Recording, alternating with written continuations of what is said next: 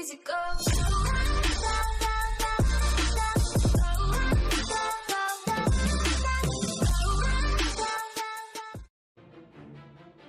Right guys, this is going to be my first solo Prestige Nightfall for the week, which this week is Savathun's song.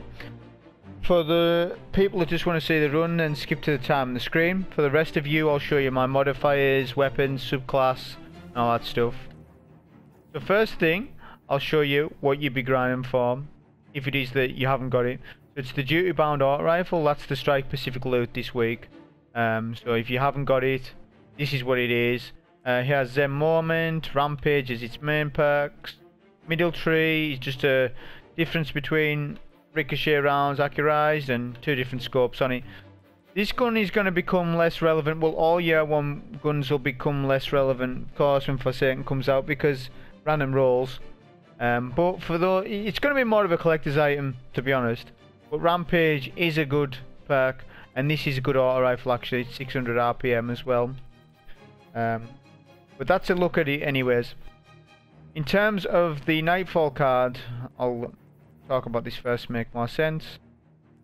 So since we're just wanting for a quickish run, we're going to go Solar Singe, Heavyweight and Momentum. So Solar Singe and Heavyweight for our multipliers, to buff our power weapon and stuff.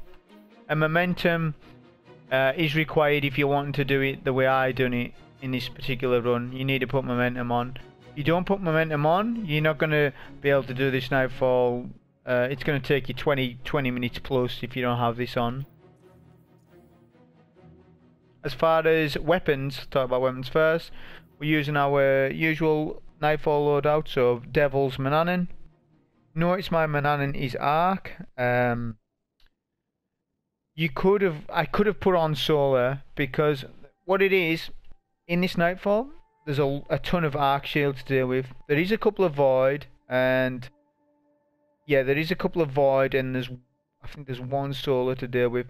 But the point is there's more arc than anything else, which I ended up putting arc on. But what I found was that I didn't need it anyways, so you should go ahead and probably put a solar special on. That is if you are running Whisper of the Worm with box breathing on. With box breathing on and with it being solar, it can still take down an arc or a void shield, no problem.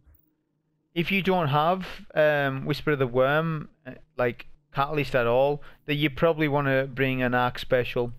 If you don't have Whisper of the Worm full stop, then you want to go ahead and put on a Sleeper Simulant. That's the next best weapon for this. In some cases it's better for some things, but Whisper of the Worm's still better. In terms of armor, the most important thing is that you have Orpheus Rig on. As you can see, I'm running a Nightstalker for this subclass.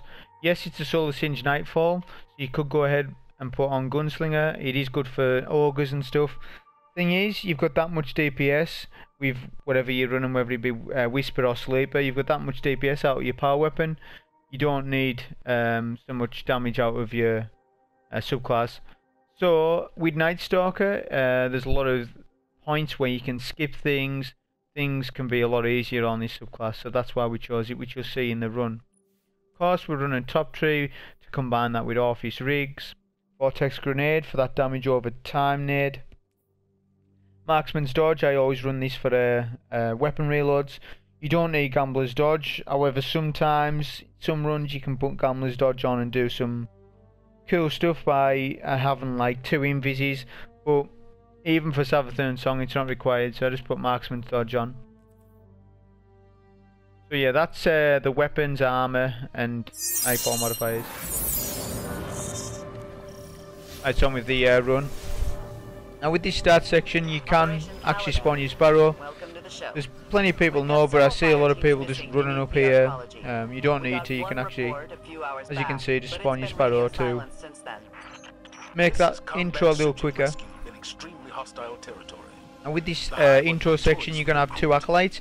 If you don't have full heavy and you need heavy, then they're going to give you guaranteed drops. But you can just run past them also. If you do, just bear in mind they can flank you. Which if they do, kind of bad because it's solar burn, so you got to be careful. So before anything, you want to snipe the wizard undetected. Take them out pretty easy, and then you can take out the acolytes from there. Once you've done that, you can get your scan, and then on with the actual first bit. So we've got 2 waves. The first wave has only 1 priority target, which is 1 major witch, and just a bunch of thrall. You can kind of spawn kill the witch from here, like you can see, which makes things safer, easier. And then all you've got to deal with, like I say, is thrall. On the next wave of ads, we're going to have 2 mages, so 2 targets. But there's going to be a lot more ads. It's going to be Curse Thrall, Acolytes. The Acolytes are very dangerous on this one because of the burn that we picked, just solar burn. So you've got to be careful about how many Acolytes you confront at one time. So what I was trying to do here is take down the Arc Shield before he dropped. But what you can do is blind the Knight, because he always goes up onto that little platform you're seeing there. You just chuck a smoke bomb on there, deal with him. So now I'm just backing up. This is my safe zone, if you like. So I was kind of low on health, missed a couple of snipes, but that Knight will be a one-shot once you take his shield down. Come back here.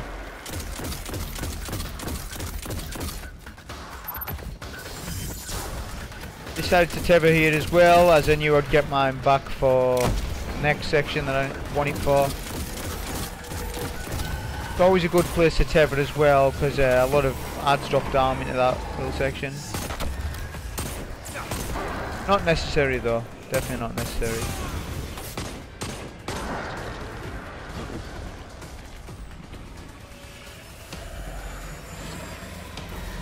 Okay, so like I said, there's 2 Knights. So one Knight, because of his AI, he'll back off.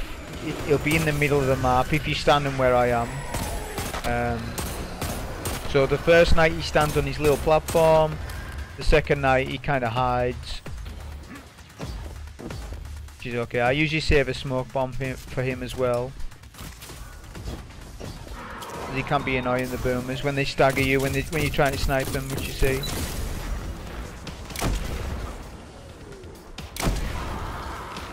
Okay, so once you've done that, you're going to have the next wave of course.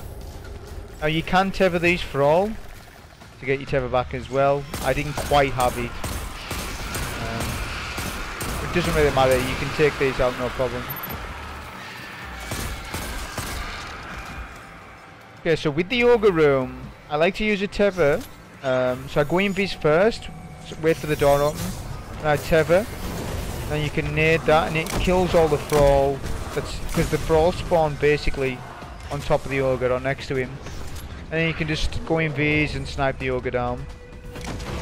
It's also good because it eliminates the knights as well.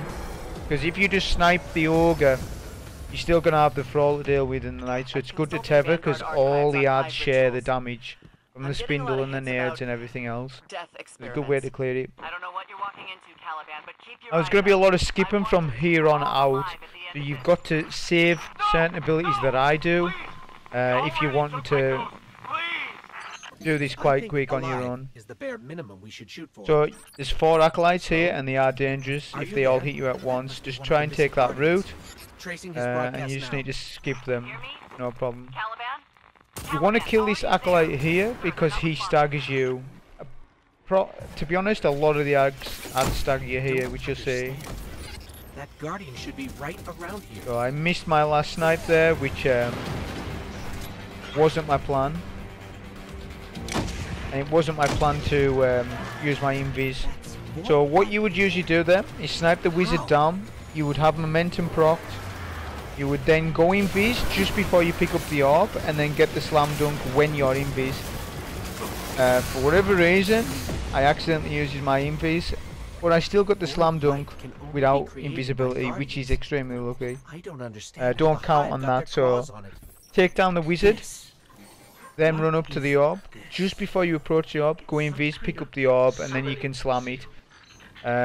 Sometimes you'll die, but as long as you get the dunk as you die at the same time, it'll spawn the next checkpoint. For me, it's hard for me to show you that because that didn't happen with me, of course. With this next section, another quick way to clear this out is to go invis first, come round the back, have a right here, and then you can nade, go invis.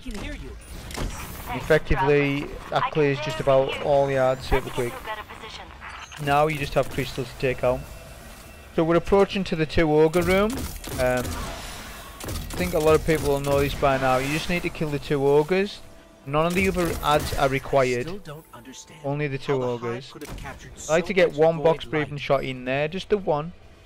As I want the ogre to die when I'm in this room so I can start to run up. Waiting for box breathing, and I'll so 2 shots will kill 1 ogre with box breathing here. Should I get a reload? Don't waste your dodge or anything, you need your dodge. Make sure you're jumping over these ads, keep momentum propped. You come round to this little section here. Waiting for box breathing, to be honest. Missed my second shot, but as you see there's still enough time. So within 3 shots you should kill that ogre, and then go invis straight away. If you miss your 3 shots, you're going to make it harder for yourself, because you're going to have the knights chasing you. It's also a good idea to put a smoke on all these acolytes, as depending on your RNG they can either be super aggressive and kill you at the door, or sometimes they won't bother you. It's random. But it's good to save a smoke nade for them anyways. So now we're just taking down the crystals. And we're coming to the last major section before the boss. Which this is where the Nightstalker excels. This section that we're coming up to, you can skip entirely on a warlock as well. But it requires perfect execution, and he's very, very tough. I've only done it a handful of times. So with this section you want to go invis first to avoid the Burma Knights, grenade first, then tether, so then you'll get a nade back if you need, which I didn't. You want to go invis to avoid the thrall, then you can pick up your orb. If you want to make a run for it, you're not killing any ads here, we're skipping everything. Keep to the left, jump over the trap, do a melee to get your momentum if you like, and then you want to do an invis around about here. You don't want to do it any sooner than that or any later. If you do it any sooner, your invis will run out too soon, meaning that you won't get the dunk. If you do it too late, the ogres will kill you. See in there? I died and got the dunk at the same time, so this is what happens. It takes you to the next checkpoint, which is actually quicker. You can literally just snipe these 2 wizards, you'll get enough bricks back off them. It is not required for you to have full heavy, but at least have above 16-15 shots at least. That'd be a great plan. If there were any powered crystals so with the Thrall Cave, I take it back.